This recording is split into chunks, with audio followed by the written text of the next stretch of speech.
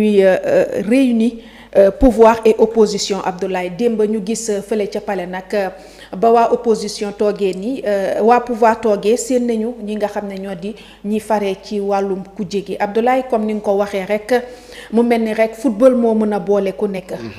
comme ni nga ko waxee Tata Jolie on a vu des images yoo xamante ne lu neex ci xol la. parce que voir des opposants ñu ñëw ak ni ñu gisee temps yi ni mu méttee woon seen diggante ñi nga xam ne ñoo di suñu gaynde yi ñëw boole leen ñu doon ci ñu toog ci benn stand de toog di waxtaan dama naan lu am solo la. Et je vais revenir un peu sur les propos de ki nga xam ne moo di Amadou Ba bi mu naan Sénégal moo ñu ñor lépp luy ñor Sénégal ci laay dox mu ne li nga xam ne moo di ay sorteem doo ko dégg lu dul bu Sénégal soxlaa te on a vu aussi cela ci moom du génn rek di wax mais tout le temps bu génnee wax ça veut dire que lenn boole na ñu gis aussi que démb Koulibaly à travers li mu wax man discours am ça m'a marqué je vais pas dire un peu marqué parce qu'il a parlé ci situation réew mi sans pour autant que les gens sachent que ci loolu lay wax parce que avec les 2 étoiles il a dit que c'est juste pour réunir li nga xam ne moo di askan wi c'est aussi luy wax ne tandem Diomaye Sonko maanaam ñaari étoiles yi day symboliser Sonko beneen bi muy symboliser Faye kon ça veut dire que Sonko mooy Diomaye mooy Sonko loolu la leen bëgg a wax ne ñu daal di ko def opposition bi aussi on a vu Anta Babacar Ngom mu yëkkati ay kàddu yu am solo daal di wax aussi on a vu ki nga xam ne moo di Youssou Ndour et tant d'autres yoo xamante ne ñëw nañ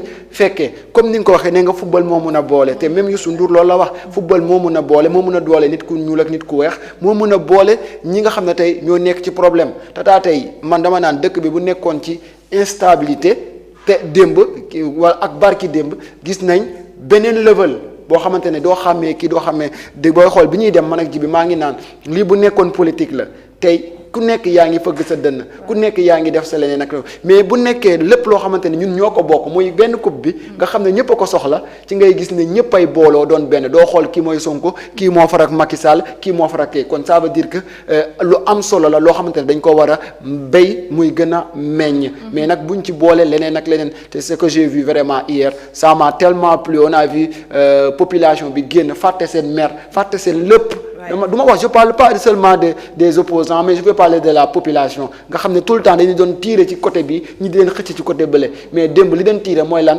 bëgg-bëgg sa dëkk ànd ak sa dëkk gëm sa dëkk ànd ak ceeg ñoom nga gis foule bi lu mu tollu lu ñu bëri dañ doon buuxante pour rek ànd ak joueurs yi ba bi nga xam ne moo di buntu palais ñi jógee fu ne bàbbeeku ñi jógee hors de Dakar pour rek ñoo fekk li ni mel tata c'était vraiment c'était émouvant lu neex lu doy waar dama naan coupe yàlla bu mu fiy géej parce que saa bu fiy ñëw rek jàmm ngay gis ci biir Sénégal saa bu fiy ñëw gis nañ ñoo xamante ne tata ngay gis côté Wakaam gis naa ñaari oto benn moto Jakarta ak oto mbëkkante bi ñu pare waa ji da ko ne garaawul tey bésu feet la xam nga te bu newoon ci leneen la da ko naan ka taxawal fayal ma sama moto defal ma li lu metti non lu neex tata gis nga démb neex na neex goo xamante ne da nga naan ku ci nekk ak na nga ko dundee avant match bi après match bi xam naa dinañ ñëw ci loolu yëpp tata ma bala rek alors Mountaga 8 heures de parade et de communion avec le peuple démb ñu gis ñi nga xam ne ñoo di gayndey bi ñu génnee fële ca hôtel bu Diamniadio laata ñuy yegg si Padoua mbooloo mi taxaw ci kaw tali bi de Padoua ba fële nga xamante ne moo di palais bi ñu ko xaymaa ci ay waxtu toll na ci 8 heures foo romb rek day fees dell sénégalais taxaw di yuuxoo li nga xamante ne moo di les lions de la Teranga. waaw tata boo xoolee danga naan peuple bi yëpp kontaan nañu. parce que boo xoolee tey parade boobu nga gis. tey temps bi mu jël itinéraire bi mu jël ak temps bi mu jël. parce que c'était depuis ci suba gi ba ci guddi gi. 11h presque ay 20h la ñu yegg palais. donc dalay wan tey ne la bu fekkoon tey man dama quitté Dakar 11h. tey mën naa ne presque 16h mën naa yegg ba Tamba wala ma dépassé ko. vous voyez. donc dalay wan juste que ne tey la popularité la masse tey de la population bi nga xamante ni génn nañu dans tous les afflux pour tey teeru seen équipe nationale. mais tatangal leen jox leen tey seen gëdd. wan aussi tey que ne Sénégal amul mag amul ndaw amul xale amul keneen ñëpp ñu ngi woon derrière les lions. et c'était émouvant. waaw parce que ñi nga xamante ni tey ñoom ñooy Lions yi même ñoom aussi accueil bi. da leen a kii te loolu day yokk jom tata. loolu day yokk jom day yokk tey unité ci dëkk. waaw c'est quelque chose boo xamante ni franchement gis nañ ko Dakar tey yaakaar naa ne férié bi lundi la woon. mais dafa mel ni dañoo xëyaat nekkat ci beneen férié. donc bon mu nekk quelque chose boo xam ne rafetlu nañ ko lool. franchement et puis aussi ce qui est plus encore. tey frappant mooy boo dee xool décor bi waaw décor bi parce que en termes de logistique tamit gis nañ ne macha allah gars yi génne nañ les moyens te tamit loolu c'est important c'est important d'abord pour nous les Sénégalais pour que ñu xam ne tey être champion d'Afrique du lu ndaw mais aussi c'est important aux yeux tey du monde pour que ñu xam ne tey le football sénégalais aussi xam tend vers le sommet donc nekk na loo xam ne franchement kontaan nañ ci loolu gars yi génn nañu génne maillot yi comme ni nga ko defee nii waaw gis naa ci sa genre gi waaw yor oto yi xam nga yor cornet yeeg sifflet yi franchement c'était quelque chose d'émouvant mais Astou maa ngi naan Astou waaw parce que ndeysaan damay bokk ci plateau yu bëri mais bii pas moom ñibbisi naa définitivement waaw ñibbisi naa définitivement kon macha allah donc tata boo xoolee tey aussi li nga xamante nii tey gën nañu marqué mooy parade boobu fi mu terminé fan la terminé ci palais de la République tey je peux dire l'institution suprême tey du pays fi nga xamante ni tey sénégalais yépp ba ñu jëlee seeni baat kañ ko jox fa la ñu yóbbu coupe bi c'est quelque chose boo xamante ni dañ ci war a def taxaw seetlu c'est très important parce que coupe bi li muy rëy coupe bi tey li nga xamante ni ay presque 30 et quelques nations bokkoon nañ ko ñun ñu gagné ko ña ko gagné ay sénégalais lañu même si bu fekkee tey ñu ngi ak seeni club à l'extérieur ba leen Sénégal soxlaa dañoo ñëw football mouiller le maillot def fa xeex bañ fa xeex ak jàmbarte bañ fa wane ba téye coupe bi mais ce qui est encore plus important mooy ba ñu téyee coupe bi parade bi fa mu terminer c'est le palais de la République tata foofu dama bëgg ñu taxaw def fa taxaw seetlu muy wane ne le palais de la République d'abord c'est une institution muy wane ne tey ka nga xam ne moom la ñu jox réew mi moom moo fa logé ka nga xam ne moom la askan bi yépp jël seen baat jox ko ba gars yi jëlee coupe bi moom lañ ko yóbbul mais aussi gis nañ dafa xew mooy cette cérémonie bi nga xamante ni tey organiser nañ ko fa mu nekk cérémonie boo xamante ni tey je prends un cas d'école parce que boo dee xool Nelson Mandela après tey les événements post-apartheid ba mu bëggee tey réunir tey unifier toute la classe politique xam nga la classe tey culturelle et tout dafa utiliser tey benn coupe du monde de rugby boo xamante ni tey jëloon nañ ko fa ñoom mu invité ñëpp bàyyi ñëpp ñu joxante loxo ak la dante pour wane ne tey le sport c'est au-delà tout simplement de l'idéologie c'est très important coupe bi du coupe bu Massamba du coupe bu Mademba du coupe bu Pathé du coupe bu pouvoir du coupe bu opposition coupe bu sénégalais yi la coupe bu tey Afrique la en général donc c'est quelque chose boo xamante ni seetlu nañ ko mais en même temps rafetlu nañ ko parce que ça donne tey une image positive boo xamante ni non seulement suñuy doom dinañ ko am mais aussi tamit ñi nga xamante ni ñu ngi aux alentours du Sénégal yaakaar ne tey dëkk bi divergence rek moo fi am tey gis nañ ne coupe bii nii tey unifié nañu mais aussi tamit gis nañu neexal yi dañ ciy ñëw waaw neexal yi surtout waaw dañ ciy ñëw ñëw ci mën nga ñëw Abdoulaye da ciy ñëw moom itamit waaw donc neexal bi moom yàq Abdoulaye foo ngeen laal ci waaw non neexal bi moom tata franchement ñun dañ koy rafetlu waaw dañ koy rafetlu donte nag que ne y a des divergences d'idées ci biir neexal bi parce que tamit il faut que tamit ñu bàyyi xel benn affaire gis nañu l'international El Hadj Diouf mu génn am lu mu jotoon wax. lu mu leen fàttali. waaw lu mu leen fàttali. waaw Macky moo leen ko fi joxoon et ba ñu boobu ba léegi ñoo ngi toog 2002 ba léegi jotuñu ko waaye ñu gis tamit kii di njiitalu réew mi ba mu ñëwee daf leen fa daggal joueurs yi ba ñoom sax daggalaaleel nañ leen ci suuf si waaye bokk na ci liñ doon réclamer. ñu delloo leen ko si je m'abuse pas fële la woon de. boori aéroport mooy côté aéroport bi waaw mooy côté terme nord xaw ma côté boobu noonu. mais xam nga Tata. man tey li ma doon xalaat. wala boog li ma doon yaakaar. mooy même bu fekkee état da leen di may terrain feneen. mu delloo leen loolu. ba pare mu delloo leen ba pare parce que xam nga président dafa am discours bu am solo bu mu def dafa ne. comme ni ko sama prédécesseur ba waxee woon ku def lu rëy am lu rëy. te bii gars yi dañoo defuñu lu rëy de dañoo defoon lu rëy defaat lu rëy kon dañoo war a am lu gën a rëy. lu gën a rëy looluy dëgg. te li gën a rëy man pour man c'est d'abord le restituer ces terrains là yi nga xamante ni tey c'est le président de la République moo leen ko jox. ndax dina yombati. waaw dina yomb parce que mooy li ma lay expliquer sànq nee naa la ba ñu jëlee coupe bi. yóbbuwuñ ko assemblée yóbbuwuñ ko ci kër yi palais lañ ko yóbbu pour wane ne ka fa ne moom la askan bi jox baat lépp lu mu def par décret. loolu dañ ko di jël maanaam day positif à l'instant ba mu ko jëlee. donc ka fi nekkoon tamit moom la sénégalais joxoon seen baat. donc bu jëlee tey ne Lions yi may naa leen suuf ak suuf ba fu mu mën a ne bu fekkoon ginnaaw palais la sax baatu askan bi la yoroon en ce moment tey décret askan bi la yoroon en ce moment waroon nañu tey waroon mën a jël affaire boobu noonu njëkk leen koo restituer d'abord balaa ñuy jël lenn di leen ko kii fête bi baax na teraanga yi rëy na lépp neex na waaye man doon naa xaar loolu waruñu woon sax xaar tey ku mel ni l'ancien international El Hadji Diouf génn di rappeler loolu. Fadiga waaw mais bien sûr parce que seeni grand la ñu. xam nga nee nañu lu naar bu ndaw bi wax ci naar bu mag bi la ko jëlee. donc lu naar bi mag bi wax tamit c'est parce que naar bu ndaw bee koy réclamer. donc pour man waroon nañu tey mettre ça en avance. pour que affaire bi gën a mën a neex. donc bu ñu ñëwee tey ci 75 millions yi aussi. c'est quelque chose boo xam ne dañ koy rafet. ama bu ñu ñëwee tamit ci 1500 mètres carrés yi nga xamante ne daga nañ sur la petite côte. xam nga loolu aussi dañ koy rafetlu. loolu mooy na ku nekk créer benn petit palais foofu. pour wane ne comme li may wax encore une fois. ku def lu rëy am lu rëy. xam nga donc gis nañ ci loolu franchement seetlu nañ ko ci boog du moins gis nañu aussi les autres membres de la fédération. parce que am na ñoo xamante ni am nañu 50 millions. ñii am d'autres terrains.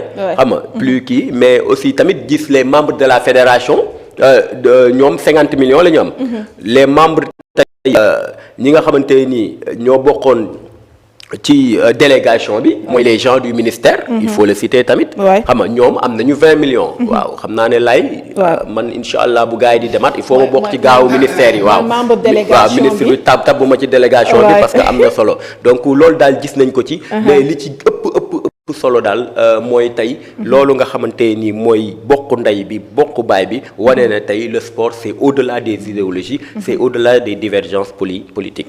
très bien Abdoulaye foofu laay ñëw rek moo di somme bu takku bi nga xam ne moom la sunu njiitalu réew daal di génnee mu tolloon ci 3 milliards virgule 5 millions si suma juumulee ci suñu ko xaymaa daal di ci toftalaat 6 hectares. Abdoulaye ci suuf waaye nag loolu dañ ko tas. joueur bu ci nekk daa am lii di 75 milliards. dem nañu ba jox ñi nga xamante ne ñoo di membre délégation yi. ñi nga xamante ne ni bi Abdoulaye waa fédération ñoom it ñi 50 millions mu ngi noonu Abdoulaye. démb daal noonu la xibaar bi wàccee gannaaw ba ñu toogee di xaar le président. ci kàddu yi mu waxoon ku def lu rëy am lu rëy. non c'était quelque chose boo xamante ne waroon nañ ko xaar. parce que déjà il a annoncé la couleur. avant l'arrivée des Lions en disant que ku def lu rëy. am lu rëy kon ça veut dire que ñun on devait s'attendre que bon suñu gaynde yi dinañ am lu rëy. en plus ils seront pas venus les mains vides. bi ñuy ñëw. mais coupe bi newul simple coupe am na lu koy accompagner am na koppar gu ciy topp boo xamante ne tey Sénégal dina ci am moo xamante ne moo koy bénéficier wu parce que quand on parle de li nga xam ne moo di 10 millions d'euros de dollars du moins boo ko estimé en euros 8,6 millions d'euros kon ça veut dire que on parle de milliards en fait donc man li may wax rek dama naan dañuy indi presque li ñuy indi lañ leen di joxaat ñun ce qui nous intéresse booy xool li ci ëpp li intéressé askan wi c'était l'étoile tey sama morom muy yow muy keneen que l'essentiel on a gagné on a montré que on est le maître du football en Afrique que ñun jéggi nañ niveau yooyu tey ñiy taxaw comme sànq Moutaga wax na ko les idées diverses ku ci nekk yaa ngi xalaat les arguments ki naan bëri na ñi naan bëriwut tara ku xool les Lions avec ni ñuy footballé lii bëriwut tara ñoom seen salaire nañ ko jël rek déjà kii millions yi ñu leen jox 75 millions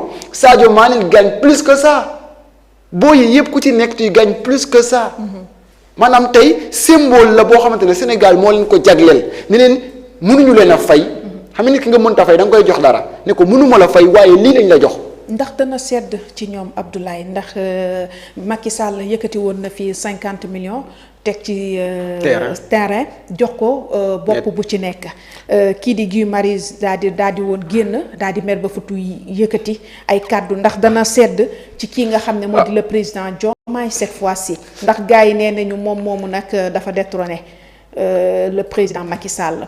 mais xam nga Tata man je pense pas que bon ku ci nekk ak sa avis. Guy Marius Sagna mën na génn. contrecarré li carrément li saa waay def parce que doublé na ko d'accord. il a 50 ba 75. ba 75 xaalis bi bëri na. mais ñun bu ñu focaliser pour man on doit pas se focaliser sur l'argent. nañ seetaan matchu Sénégal yi. du début. jusqu'à la fin. surtout la fin. fi ñu jeexale lañ ca daj.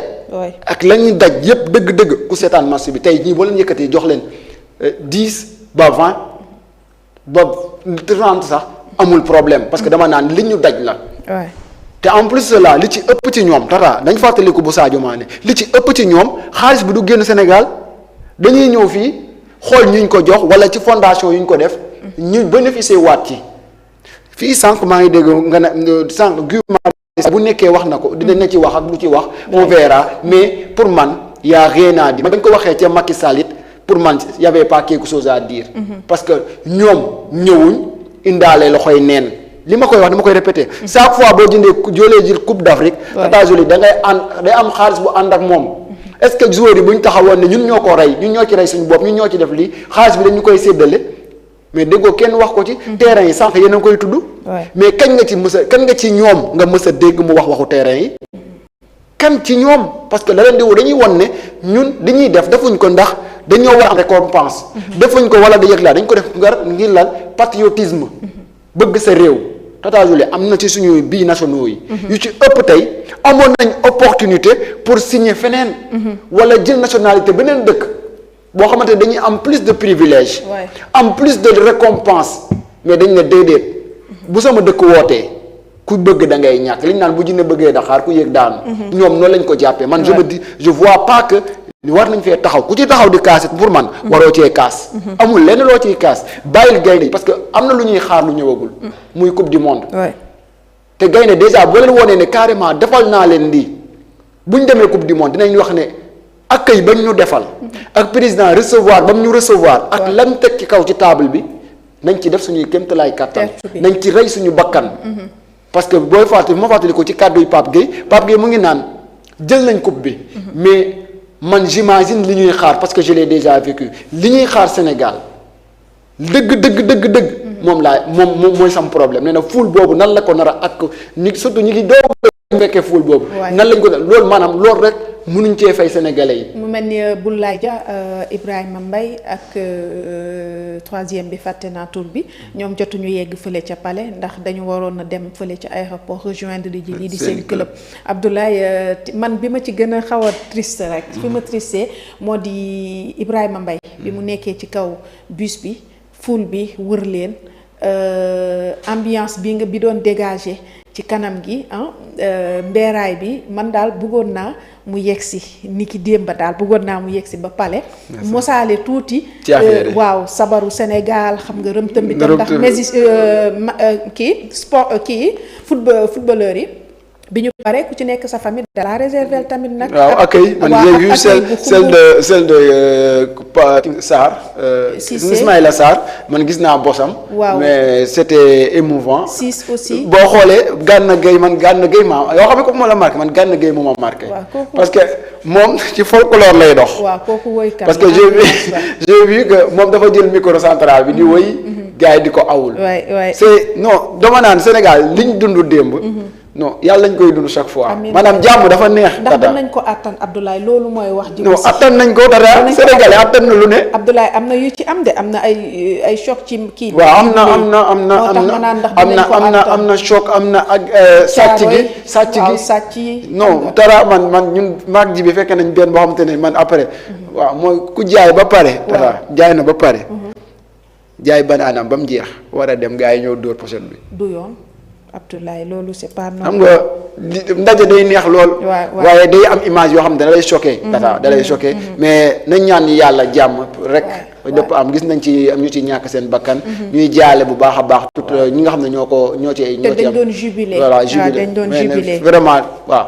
loo gis lu neex ne day am lu mu accompagner. tout à fait loolu la alors Mountaga la même question laa lay joxaat bi ma jox Abdoulaye rek moo di ci wàllum suuf gi gis nañ ni ki 2022 kii di Guy Marius daa taxawoon daa di ñaawlu suuf yi nga xam ne moom la président Macky Sall daa di yëkkati jox joueurs yi fi qualifié woon ci finale ñi fi jëloon autant pour moi coupe du Sénégal coupe d'Afrique ma ne coupe du Sénégal mu mel ni rek cette fois-ci kii di le président Diomaye moom yemul ci 50 millions ci boppu gaynde bu nekk waaye 75 la yëkkati toftal ci ku ci nekk nombre de mètres carrés yim leen tegal ci wàllum terrain.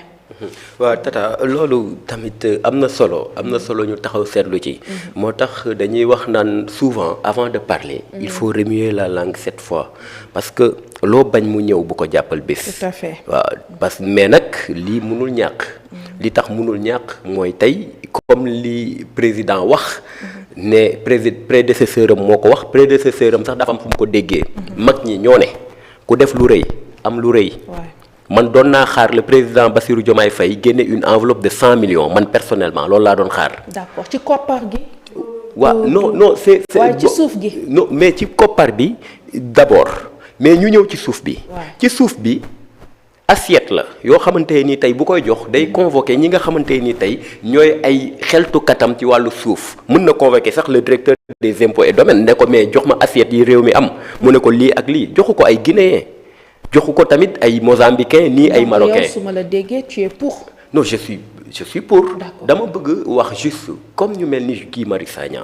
c'est des gens pour man selon moi c'est des gens yoo xamante ni li François Mitterrand doon wax. naan les promesses électorales n'engagent que ceux qui les croient. ñoom loolu lañ di utiliser. maanaam lépp lu ñu mën di wax xam nga pour que tey mën a contre nit wala lépp lu ñuy wax tey pour mën a jàllale seen message. loolu dañ ciy dem. waaye man gëm naa ne. moom Guy Marius Sagna bu fekkoon tey il est à la place du président de la République. ak non dina ak li nga xam ne parce que tamit non Tata au fait du lu ndaw.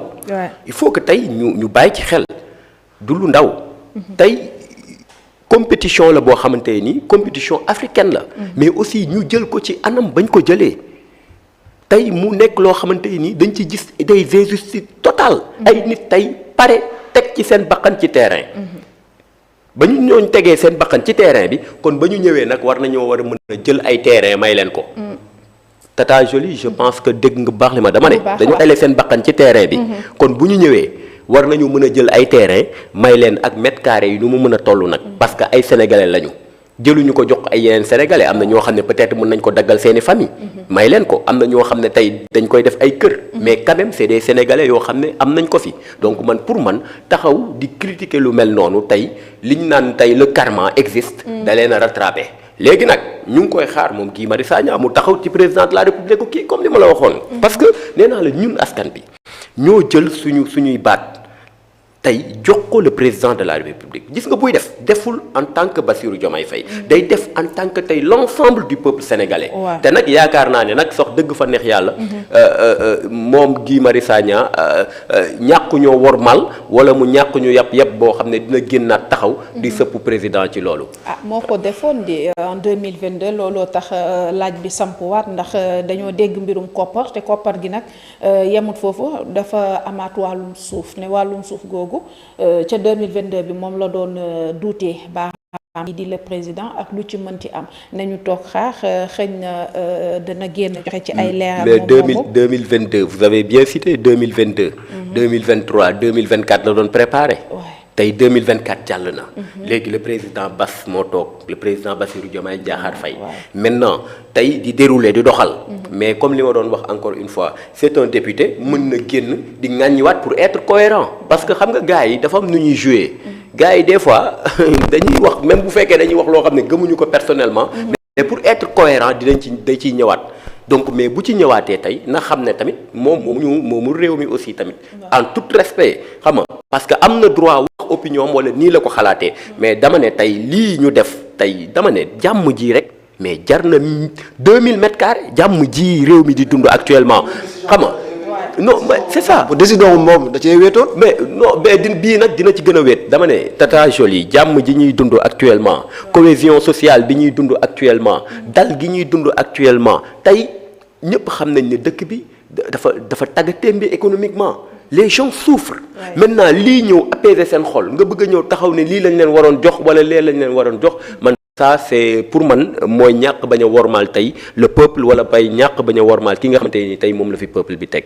très bien jour match bi Mountaga mënuma cee bañ a wax bi nga gisee ñàkkul gis nga image yi di daw ci réseau yi ci internet bi kii di le président Diomaye ñu gis ba Sénégal dugalee ba ñu jël li nga xam ne moo di coupe bi kottanteem beeg son premier ministre. jàngat nga ci mën a am. waaw jàngat yi boobu noonu lan moo wund kott gi ci ginnaaw. jàngat yi moom bëri na. jàngat yi bëri na mais comme ni ma ko doon waxee léegi Sénégal la dama mën nga wax tey li nga xamante ni yow sa opinion la. yaa ngi dégg. ñu gisee ko neneen waaye nag ñun duñu tee wax tey. Parce que comme je dis souvent tey la liberté d'expression moom je pense que tey c'est des droits fondamentaux yoo xamante ni tey ñun am nañ ko donc. gisee naa ko angle bu ne mais ci li may jàpp positivement mooy tey kottante bu sincère la. waaw kottante la boo xamante ni tey ñaari nit def nañ ko pour dire que ne tey ils ont réussi tey ce pari mais tamit pour dire que ne tey le président Bassirou Diomaye Faye réussir na ko waaw gis nañu kottante gis nañ tamit sëgg attention tata gis nañ ko sëgg jàpp bopp bi. waaw jàpp bopp bi mel nii. émotion. waaw doo comprendre waaw yéeg ci kaw chaise sax am na ci. waaw yéeg ci kaw chaise am na ci. waaw mais nag ñun ba ñuy xale dañu doon tere loolu doo toog fi nga toog ba pare yéegaat taxaw ci. ba pare waaw c'est ça léegi nag donc émotion boobu nag. kon émotion boobu noonu laay nga wax moo tax ñu war koo nangul ñi fi nekkoon. dëgg la ay da ngay dem ba tëdd sa kër ne mais man attends mais li ma doon wax diw mais man maa yabaate ndekete. c'est ça parce que nit ki. c'est ça xam nga tey nit mën na am sa jabar sa soxna ñëpp ne da koo ragal mais la muy dund ak moom dundoo ko ak moom parce que yow yeggoo foofu noonu. c'est ça xam nga. ak yeneen donc je vois bien que ne noonu la demee moo tax ma ne positivement damay jàpp rek ne tey lu positif la mais tey li ma ci analyser bëri na xam nga loo xamante ni peut-être que mënuñu wax lépp comme que tey dem nañu ba loolu weesu ba ñu nekk ci lii donc dañ leen di may loolu peut-être ëllëg dinañ def leneen loo xam ne dinañ ci gën a mën a yaatal. bi nga gisee mu daal di tëb rek. kott ñoom ñaar. yóotu Sonko. non mais man dama joom tata man j'étais un peu ci au début xaw ma woon ki côté non au début pour te dire vrai rek dama yaakaar ne ab xale non parce que xam nga dégg waaw dama yaakaar ne non xam nga tata nañ ko analyser mën naa ko ne la au début seen jubilé c'était séparé kii mu ngi def taw fi Diomaye mu ngi daw fii ñeneen booy ñëw di ko kott Sonko taxawee ne la yeneen di ko kott mais après soxna si bi mu ñëwee ci la kott Diomaye xëccaale boo gisee dafa yóotu Sonko da koy yóotu xëcc ko boole leen biñ paree ñoom ñaar xam naa boo tourné jàkkaarloo sama morom da ngay kott c'est logique da ngay kott parce que émotion mooy toll noonu en plus Sonko ci suuf la nekkoon comme ni ko Mountaga waxoon sëgg parce que nee naa la football même boo bañoon football sax boo dul seetaan football xamoo ci daaju football boo seetaanoo match boobu dina am lu mu laal ci yow dina am lu mu parce que man dama wax tata man dama geddoon match bi man dama geddoon doon ñibbi. match bi dama geddoon bi ñu ciblé penalty maa ngi woon monument de la renaissance. sérieusement sama mag laa àndaloon parce que bi ma ànd ak ji ba pare sama mag laa toogal ñuy seetaan man fàtte naa ne sama mag laa àndal dañu sifflé penalty bi pare naa ci laa génn te man nga quelqu'un boo xam te ne je suis très jovial. pare naa ci parce que j'étais carrément énervé ak le fait que ñu indee 3 ñu woon ma arbitre bi. man boo xoolee sax dama ñëw rek ci sunu ambiance su démb bañ a delluwaat sax. non mais ci waaw xoolal. naqari gi parce que naqari bi borom ndel ba mu ngi fa. mooy sunu kóngali bi xam nga Abdoulaye yooyu buñ ko ci naree boole. non boo ñu boole ko ci. parce que dafa bokk ci li neexal suñu victoire. Abdoulaye sunu bus bu rafet. vraiment pour te dire vrai. arbitre bi dafa bokk ci li neexal suñu victoire bi. waaw sérieusement dafa bokk ci li tax ñëpp génn. madame Doulaye bëggoon naa waxtaan ba pare te duma ko wax dara foog ma dama ko bërgël daal. non non jarul bërgël. arbitre bi mën nañ ne tey dafa bokk ci décor bi mais pas neexal parce que li tax mooy arbitre bi moom sax dëgg fa neex yàlla tey gàccal na képp koo xamante ni tey doomu Afrique nga. mais am na ñu koy défendre waaw non ñi koy défendre xam nga am na ñoo xamante nii moom il défend l'indéfendable yaa ngi dégg am na ñoo xamante nii fu jaabal am ñu lëng ko loolu ñoom la mais dama ne li tax tey dans toutes les capitales du monde boo dee xool presque un peu partout xoolal en Algérie xoolal tey boo demee en France aux États-Unis Espagne yaa ngi Algérie dégg yaa ngi dégg même en Chine sénégalais yi fa nekkoon parce que coupe d'Afrique la ñu wax coupe la boo xamante ni c'est une compétition boo xam ne continentale la donc ñëpp dañ koy seetaan de journalistes sportifs yeeg journalistes kii yëpp mais France 24 lu mu ci waxul France 24 dañoo def ay large division yu bëri yaa ngi dégg tubaab yi wax ci parce que lii tax tey mu am engouement bi mu am mooy caractère boobu noonu tey mu am parce que on a senti un peu la corruption et que tey Ablaye dafa am loo xamante ni ñun africains yi war nañ koo éviter mooy ku ñuy jiiñ ngeen baal ma ci tur bi ku ñuy jiiñ dëmm nga fekk la ngay ko yeelu biir tey Afrique est réputée comme un continent corrompu boo waxee africain ñu ne non c'est des corrupteurs alors que ñun am nañ ay nit yu honnête yu fi nekk des gens de valeur mais tey li nga xamante ni tey moom la arbitre boobu def mais tey dafa gàkkal deru képp kuy africain plus particulièrement dëkk ba mu jógee. mais attends je vais ajouter quelque chose fédération bu Congo. ñoom posté nañ di ko féliciter. waaw non loolu. waaw c'est vrai di féliciter liggéey bu am solo bi mu def. Ablaye ñoom loolu la ñu mën a def ñoom loolu la ñu mën a def li tax mooy seen doomu dëkk la. dafa moom nag la mu song sànjaafu di ko def daa dem ba benn moment xamatul fu muy taxawee. waaw mais bu sénégalais ku tëb mu ne la mais c'est ça ku tëb mu ne la jaune. c'est ça parce que y a beaucoup de non-dits. xam nga ci final boobu noonu. final boobu tey la ca am. dafa bëri moo tax victoire ba ni mu mel après mu mel ko. tey boo nee dafa ko neexal décor man non dama gis ne dafa yàq dafa gàkkal der dafa tey indi loo xamante nii indi na sax pëccëxoo te loolu dafa mën a retourner wu ci des incidents diplomatiques yoo xam ne kenn du xam foo xamante nii moom nga koy waxee donc encore une fois nous appelons tey ces gens-là à la retenue pour wax leen ne leen àdduna changé na. Afrique changé na y a les réseaux sociaux y a les gens y a les jeunes amul kenn koo xamante ni tey mën ngay maguy wala ngay njuuj njaaj te nit ñi duñ ci teg bët. te attention Tata Jolie. mooy àdduna bi ils ont horreur de l'injustice. moo tax ma ne la engouement boobu injustice ba arbitre bi def moo ko gën a yokk.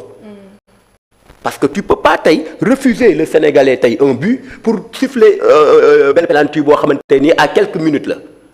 donc loolu c'est des choses yoo xam ne mooy tu peux pas tey ku mel ni Lamine Camara ñu jël godaas dóor ko ci kanam gi nga taxaw di ko xool nii comme si rien n'était bu doon peut-être doomam du ko def wala bu doon dëkkam la du ko def. but am nga ne doo dem fa. c'est ça penalty nga ne c'est ça beneen bi ci des tey dans le système arbitrage bi nga xamante ni tey mais quand tey je regarde un plateau boo xamante ni ay Algériens ñoo ko def. ñu ne le président de la fédération marocaine et le vice-président de la FIFA en même temps il est le président de la commission arbitrage de la CAF mais loolu conflit d'intérêt la ndekete waajooju moo doon remplacer arbitre yi aux dernières minutes da ngay jékki-jékki ñu ne la arbitre sàngam mooy arbitrer match bi nga jékki-jékki ñu ne non remplacer nañ ko keneen ñëw na donc ça sent la corruption. donc man jàpp naa ne du lu ko kii de lu gàkkal tey final boobu la lu kii te bu fa nekkul woon dinañ dóor marocain yi ba ñu xam ne dootuñ ko defati. waaw pour continuer man je disais xam nga li tax ma ne dafa neexal suñu victoire parce que ça a permis des gens et maanaam monde sportif yëpp ñu découvrir ce qui s'est passé c'est pourquoi man ma ne dafa neexal suñu victoire parce que y avait des injustices avec ñi nga xam ne jot nañoo dajeek ñoom ñi Maroc jot a dajal ñëpp. ku ci nekk am nga sa wàll ci nag bi boo xoolee ñii am nañ penalty ñu tiré wuñu leen ñi am lii ñi am ñu sàcc seeni serviette ainsi de suite yooyu yëpp am ca ñu noppi ci. Sénégal nag dafa ñëw def jikko yi man dama ne Sénégal bi mu ñëwee nawetaan laa gis nawetaan parce que Pape Thiaw li mu def nee naa leen bu newoon Aliou Cissé la il va croiser entre guillemets ci li ma yaakaar day croiser les bras ne jouons mais dafa maanaam dinaa leen ki juddoo Sénégal xam nawetaanu Sénégal xam comportement au Sénégal ci biir nawetaan lee doo ko bàyyi mu jàll. moo tax bi mu defee ni dama ne indi nañu Sénégal nawetaan mais avec Sadio tout a changé mais nag moo tax ma ne ñoom arbitre bi moo neexal suñu victoire parce que poussé na gars yi ba ñu xam ne réellement ce qui se passait moo tax ma ne carrément quand j'ai vu communiquer waa Congo sànq nee nga bon ils ont raison de le défendre mais aussi boo ko défendre après si suuf wax ko dëgg parce que pour man sa carrière moo war a xaw ma ndax dañ koo corrompre ko mais sa carrière moo la war a gënal koppar gu ñu la war a mën a jox ci àdduna sama der bii tey tata bugguma dërëm di ko yàq. bu ko joueur marocain bi ne demal xooli fa. demal xooli fa moo tax Gana Gueye gis nga réaction wu Gana Gueye. Gana Gueye dafa taxaw carrément di ko moom di ko ne duñ la def comme xale bu ndaw insister ci yooyu yëpp te maanaam ça a permis aussi sànq li Moutaga wax que ñëpp taxaw di seetaan le match parce qu'on attendait le Sénégal en finale tout le monde attendait cette grande finale en plus les gens ont suivi l'équipe marocaine depuis le début injustice 1 2 3 ci chaque plateau ñu cey wax kon bu Sénégal war a dajeeg moom ñu xam ne actuellement ñëpp di douter wàllum corruption dinañ taxaw seetaan match bi mais aussi qu'on les dise la vérité les gens qui profitent par exemple les occidentaux qui sont en train de profiter de cette occasion pour dire par exemple sànq li Moutaga wax ne l'Afrique bu ñu ko dégg rek naan corruption mais attendons yaa ñaata club yu mag lañ fi tudd ci wàllum corruption ay Barça ay Real ñoomin seen équipe yu mag yoo xamante ne te en plus j'ai vu que des gens en train de dire Sénégal li mu def du naka su dul noonu ma ne ko c'est pas la première fois que benn équipe di ko def Argentine c'était comme ça. Milan AC c'était comme ça ak yeneen équipe Portugal ba ki nga xam ne Cristiano Ronaldo di dindi ñi nga xam ne moo di brassard capitaine bi parce que bii bu moo dugaloon la gars yi accordé wuñ ko mu sànni ne gars yi nañ génn. te Abdoulaye dañu wax sanction nañu sanctionné. équipe du Sénégal parce que dañu génn dañu seen kii coach moo joxe consigne ne nañu génn mu gars yi wàcceelaat leen histoire Argentine. ak Brésil ba match bi des na non dañoo tuuti rek mais Portugal. waaw ba ñuy génn ci terrain bi avec Cristiano il y a aussi avec Milan AC. oui xam nga c'est vrai que ni sanction comme ni nga ko waxee. ñu indil leen yeneen match. waaw autant pour wan leen mën nañ ne sax match Argentine Brésil li ko indi. ba léegi bokkul. l'insécurité ci kaw public bi parce que ba ñii dañ doon xeex ci turbine bi. xam nga mais bu Cristiano bi benn la. Sénégal insécurité mais dafa am sax foo xamante nii. parce que xam nga tey dara mënul yëngu. nga dem ne da ngay faj li yëngu bàyyi la ko yëngal. te ñëpp xam nañ ne lu yëngu lu ne la ko yëngal ko ëpp doole dama ne arbitre bi la ñuy sanctionné lu njik njaat ñu teg ko parce que mooy njaat. est-ce que vous avez compris. tey boo dee xool la fa am lépp ci tey. benn l'élément déclencheur. mooy arbitre bi. arbitre bi mooy élément déclencheur bi ngay wax. arbitre bi tey moo tegul yoon arbitre bi tey moo jaxase terrain bi. ba jaxase waale public bi. lu tax bi joueurs yi génnee ci terrain bi décision amul ndax mën nañ jàpp ñii di ñenn ci football ci joueurs yi li ñu wax moo di avant match bi am na yoo xamante ne dafa amoon. lu fa xew maanaam ci biir vestiaire yi ndaxte nag bi joueurs yi génnee ci biir terrain bi arbitre mënoon na siffler. fin du match kii mu ngi fa waaw Sadio desoon na ci biir. waaw mais Sadio bu desee ci biir bu amee kenn ku def. mais non Tata kaay ma wax la Tata aussi nee nañ ci biir vestiaire yi. waaw mais attends d'accord ak ci biir vestiaire yi lu ci mënti xew gis nga arbitre bi boo ko laaloon day wadd arbitre bi dafa il était dépassé. moo tax muy rey rek xam nga non un corrupteur foo ko gis buy ma un corrupteur foo ko gis bu defee njaaxum ba pare danaan xoolal bu affaire yi parce que comme li may wax mën nga xam li ngay def mais xamoo conséquences yi la fay fekk li ñu naan kii sème le vent récolte la tempête ba mu semee le vent tempête bi daa ñëw mu ne ngam di xool nii. di ree non mënoo ko fekk xoolal ba mbéj ko moom du la yëg parce que affaire yi da koo mujjee dépassé moo tax kon dépassement boobu mu ko dépassé moo tax mënul woon a def réaction. amul woon benn réaction bu muy def même les gens marocains yi ñu ngi koy reprocher à ce que lan moo tax ba gars yi jugee ci terrain bi ci vestiaire yi du moins di dellu si waat ci terrain bi joxu leen carton effectivement da leen waroon jox carton mais dama ne xam nga ku arbitre bi janaxe non dama ne kii fii lay jógee bàyyi arbitre ba faw non parce que ci li mu non il a marqué l'histoire hein non il a marqué l'histoire Sénégal kuy dugg ci ñoom kuy dugg ci sénégalais yi da nga leen a xamul sénégalais yi da nga leen a xamul parce que c'est pas des gens yoo xamante ni tey gësam bee leen di indaale non dañoo ñor tabbi donc mënuñu tey jouer suñu final ba toll fi ñu toll am des joueurs yoo xamante ni c'est des internationaux xam nga qui évoluent dans de très grands clubs nga ñëw taxaw di def say babaar loolu mënul ne te tamit beneen bi ci des bi moom laay tey jeexalee assisté nañ fii ci cas yu mel nii CAF la woon ak waa FIFA ñooñu je pense bien que ne ay côté 2012 la woon ak xawma kañ il y a un éminent avocat maître Guédel Ndiaye. Maître Guédel Ndiaye c'est le fils de Valdiodio Ndiaye waaw je fais pas de la publicité mais quand même moom moo nekkoon tey au tribunal des sports pour mën a taxaw tey défendre tey les couleurs tey de la fédération te dañ koy woowaat ci xeex gi bu fekkee loolu doyul ma woo Tata woo Ablaye ñëw waa yëgle ñëpp génn ànd ak matériel yi ñu dem xeex bi c'est ça. non nous avons déjà non xeex bi moom on l'a déjà commencé. pour dire vrai rek réseaux sociaux yaa ngi toj Espagne mu ngi ci France ñenn ñi ñu ngi ci parce que la France moom reste toujours la France am na ñuy ñëw di au lieu ñuy wax ci match bi ñu ngi wax ci leneen naan pourquoi seeni doom ñëw di jubiler. mais man aussi je peux pas comprendre aussi la France aussi am na ñenn ñi ñoo taxaw ne pourquoi Omar Sy war a ñëw di jubiler ànd ak Sénégal di jubiler. Omar Sy sénégalais. mais d'origine sénégalaise xam nga Ablaye. loolu yëpp li ma lay wax mooy moom laa doon wax sànq tey pour man le football sénégalais est mal exploité.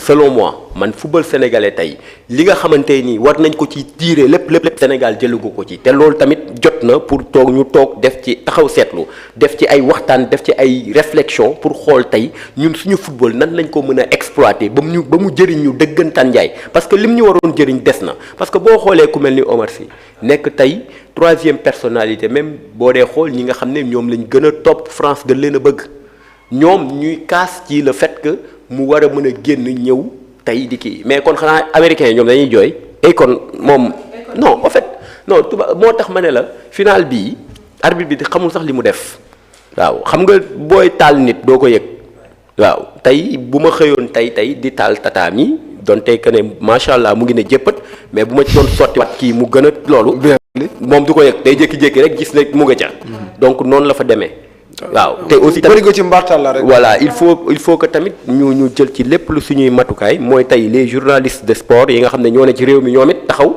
ñawal seen xalima ba mu ñaw taxaw tamit ñoom pour défendre les couleurs du pays. C'est ça nag le malheur.